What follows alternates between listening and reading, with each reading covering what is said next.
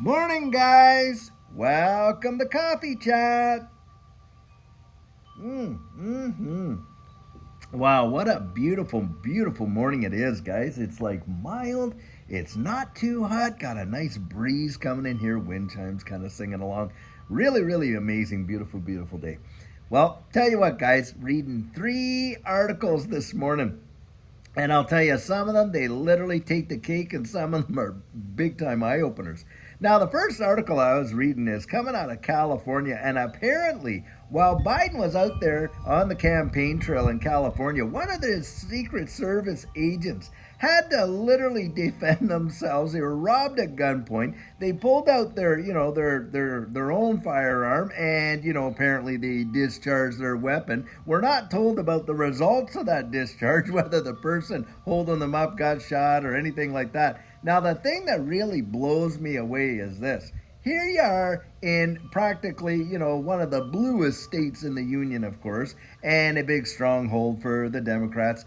And there they are. And this is a state that is really not for the whole self protection kind of idea. And one of the Secret Service agents themselves gets held up at gunpoint. And you kind of think about all these laws, where the criminals actually can kind of go in there, do what they want. Basically they're in and then they're out and they're back doing it again. And that kind of stuff where there's no real teeth into actually prosecuting crime and stuff like that. And, we have kids living in California and some of them in law enforcement. And the stories that they tell you are truly just mind bending. But the fact is, here you got them on the campaign trail experiencing for themselves. What do you think the result is going to be, guys? My guess is because the Secret Service agent was held up at gunpoint, it's going to be more attacks on the, on the self-protection side, and how we need to even have greater amounts of, control and legislation over people being able to, kind of bearing arms and protecting themselves. Because, if there wasn't enough people out there, well, hey, if the Secret Service agent didn't have their own firearm, my guess is they would be a few dollars, lighter in the wallet and that kind of stuff. And so, hey, I'm for self-protection and the ability to protect yourself. And that is a big, big deal. In fact, I remember one time one person was on the comments there, and the guy was kind of like taunting me and saying, hey, you better watch out where you walk around, because when I do my walks and talks, and, my response was, you do realize I live in Texas, don't you? You know what I mean? It's like, come on, people out there, this is one of the biggest freedoms that we enjoy in these United States, is the ability and the right, by the way, not the privilege, but the right to be able to protect yourself. That is for sure. Now, guys, having said that, I'm going to throw something out there this morning that actually Vandell Algera from Black Swan Capitalist and I were talking about last night. He had sent me over a tweet where someone had said, hey, some people broke into his home in London there, held him at knife point, and forced him to cough up, or make some transfers of his crypto on his ledger and stuff like that. Now, kind of want to poke a few holes into that, because the guy said, it happened just a few hours back. Well, if it had happened a few hours back, I suspect the police would have been saying, don't make this public so we can find out what went down, and on and on and on. And on top of that, if people are so brazen to break into a person's home and like that, and hold them at knife point to make them do these transactions, knowing that he could very well identify them, they have to, either the guy got absolutely blessed that they didn't kill him, or they're kind of the most nonsensical, stupid, kind of criminals, because the guy's going to be able to identify them by either height, weight, voice, whatever, even if they're masked up and on and on and on. And that kind of stuff. So, those guys will probably be caught if it is genuine, which, kind of have my doubts. But needless to say, it just goes to show the level of protection that we need to be employing over our own information. Don't be out there. I know what it's like. I get it. You've made some milestones in your accumulation and stuff like that. But don't be broadcasting that kind of stuff. And especially don't be sitting in a local public, a coffee shop or pub or something like that, telling your buddy, oh yeah, I just got this and that. You don't know who's sitting behind the counter there or on the other table listening, who might just kind of think, maybe there's an opportunity. Guys, that's all that a lot of these guys need. It's an opportunity. Crimes of opportunity. Don't give them one. Don't make yourself a victim. And by the way, in terms of that, a lot of times when you're dealing with these digital assets and things like that, it pays to have them all spread out. In fact, with us, we have stuff that you have to have more than one person, multi-sig, kind of stuff like that. So even if they did kind of get one of you, they're not going to get all of you, and they're not going to get anything. So it's not worth it to them because, the cost of, if they got caught and all that kind of stuff, and, they're not going to do it. And at least you don't make yourself an easy victim there, I'll tell you what. Now, reading another big article, and this one is big. Apparently, it's got leaked out that the Biden admin is going to be doing a roundtable in Washington, D.C. on crypto.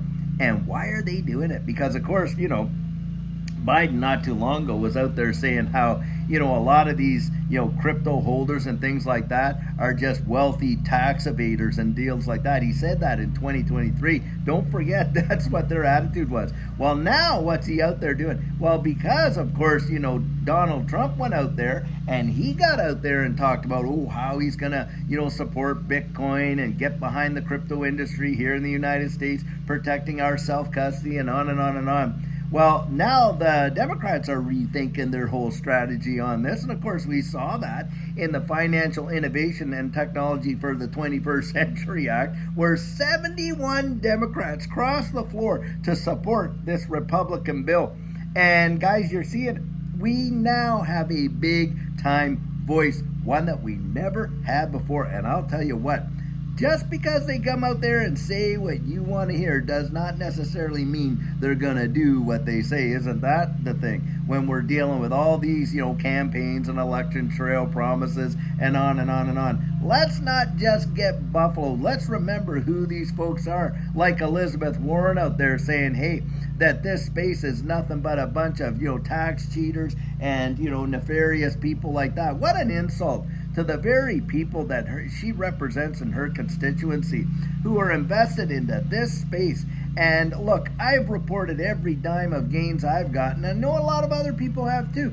And we are not out there trying to cheat the system. We're looking for a fair and balanced system. And by the way, because we're paying attention and our ears are to the ground and we can see what's coming down the road, we're making strategic choices with investing our money now so that we can see big time change and profit in the future. And that is what a free market is all about. Yet they want to put us all, lump us all into one, category, poo-poo the space, say that we're all, tax cheaters or evaders, and on and on and on. And guys, let's remember that when it comes to the ballot box. How about that? I'll tell you what.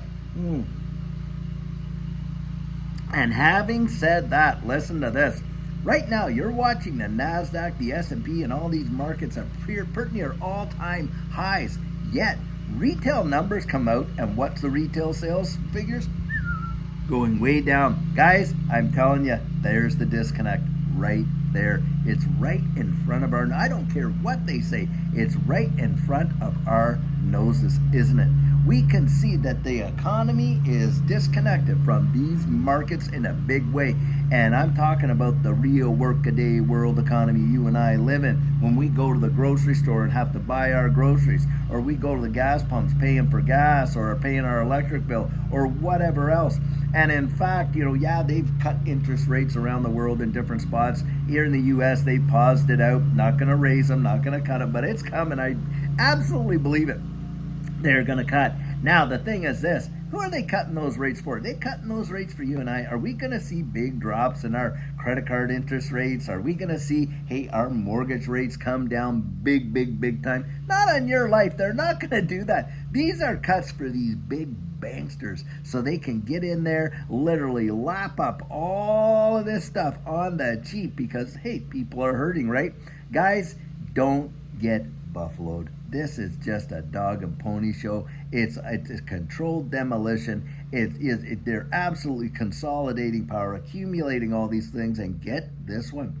So apparently right now there is over 200 plus regional banks that are on the absolute point of potential failure. 200+ of them. That is really wild. And get this, a lot of it is in commercial real estate and mortgage-backed securities. Look, they had not learned their lesson, guys. They just learned to disguise it a little better. And here they are putting us all at risk all over again. That tells you something right there. I'll tell you what, boy. Forget the disconnect in the economy from the market. Think of the disconnect between all of these bigwigs up there, these Richmond, north of Richmond types that, are completely disconnected and could care less how life really pans out for you and I. Hey, we're the necessary victims to their, global plan. And that is absolutely the insanity of it. And we've got to see through this mess. I don't care who you're supporting in this next election run.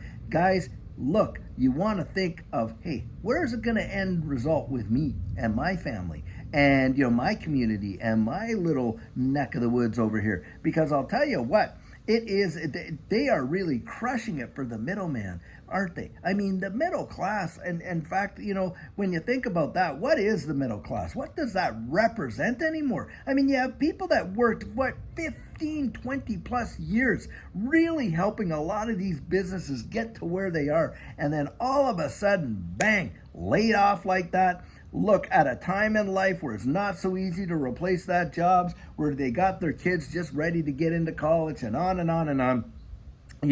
Houses just about, getting ready to have those paid, this and that, just getting to that place where the turnaround should happen.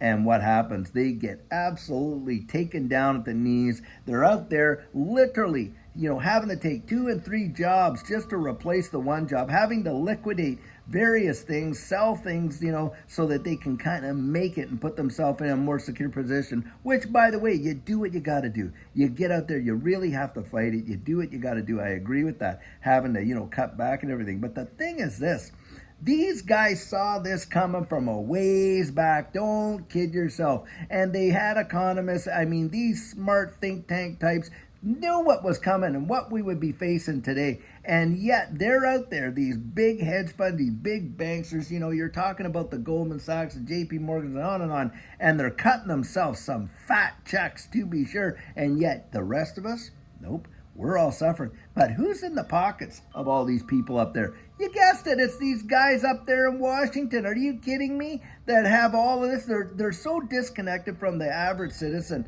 that they don't even feel what we feel or are going through what we're going through and stuff like that. And this is where it just gets under my nerves to hear them talk and the way in which they do, and literally put in policies and things like that are out there, they say, to help the little guy, which are literally killing their jobs right as they speak, cutting them off literally at the knees and delivering them an economy that most people can literally see right now is causing nothing but pain. That's for sure. We need a turnaround, guys. We need to get these turkeys right out of there. Some of them have been in there, get this, 10, 20, 30, 40 years sitting in these positions and doing nothing but lining their own pockets, making themselves richer and their families richer, and all the backhanded deals going on with that, while you and I really suffer. And yet they say they're there representing us. Come on. We all know that is a bunch of absolute hooey. And the Elizabeth Warrens and the Gary Genslers of the wide world, as smug as they are, bam, let's get them out of there. Guys, you got to get to people like John Deaton, who I absolutely support. And here's a guy that literally came up from the roots where you and I have come from, that's for sure, made something of himself, thank God for that, served his country, in uniform, mind you, and yet they're going to cast dirt on his character? You have got to be joking. This guy is out there, and look, he took on this whole XRP Army deal, and I've had people kind of come out there and say, oh, well, maybe he got paid for it. That is just absolute hogwash, and they're trying to besmirch his character by putting that supposition out there, that question mark in people's minds. The guy was never paid dime one and not one XRP to go do that. He went out and fought for this community, and if it wasn't for folks like John Deaton, I genuinely believe this, I do not think we would be anywhere near where we are with the clarity that we've got for XRP, that is for sure. And I'll tell you what, in this space, you want to be getting behind people that actually are right or have gotten behind you. That's the way I kind of look at it, who have literally made a way for you to not be just decimated and have an opportunity, if you're invested into this space, to see some real life-changing gains and not to have it all just ripped off from you by increased capital gains taxes and all this kind of stuff. They're not out there supporting that. And guys, that's the deal.